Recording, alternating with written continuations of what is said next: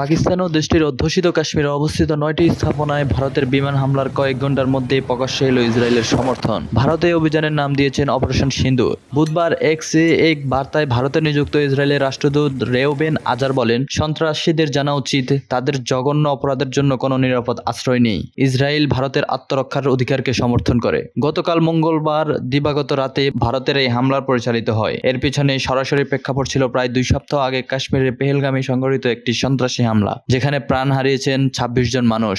এই হামলার জন্য ভারত পাকিস্তানকে দায়ী করেছে, যদিও ইসলামাবাদ সেটা প্রত্যাখ্যান করেছে। এমনকি ভারতীয়দের অনেকেই হামলার ধরন ও নিরাপত্তা বাহিনীর তৎপরতা নিয়ে প্রশ্ন তুলেছে। বিরোধী দল কংগ্রেসের দাবি, হামলার 3 দিন আগে গোয়েন্দা তথ্য পেয়েছিলেন প্রধানমন্ত্রী মোদী। ইসরায়েল ভারতের এই পদক্ষেপকে সমর্থন জানালেও ভিন্ন সুরে কথা বলছে তুরস্ক।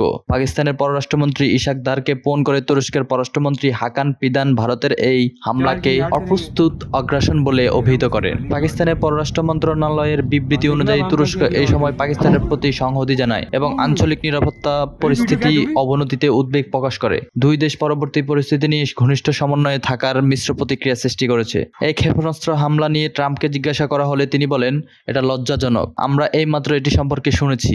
মানুষ অতীতের উপর ভিত্তি করে জানতো যে কিছু ঘটতে চলেছে, কারণ উভয় পক্ষই বহু দশক এবং শতাব্দী ধরে লড়াই করে আসছে। তবে আমি আশা করি এটি খুব দ্রুত শেষ হবে। এদিকে পাকিস্তানে ভারতের হামলার প্রেক্ষিতে গভীর উদ্বেগ প্রকাশ করেছে জাতিসংঘ মহাসচিব আন্তোনিও গুতারেস। মুখপাত্র স্টেফেন দুজারিক এক বিবৃতিতে বলেন, নিয়ন্ত্রণ রেখা আন্তর্জাতিক সীমান্ত অতিক্রম করে ভারতের সামরিক অভিযান নিয়ে মহাসচিব উদ্বেগ প্রকাশ করেন।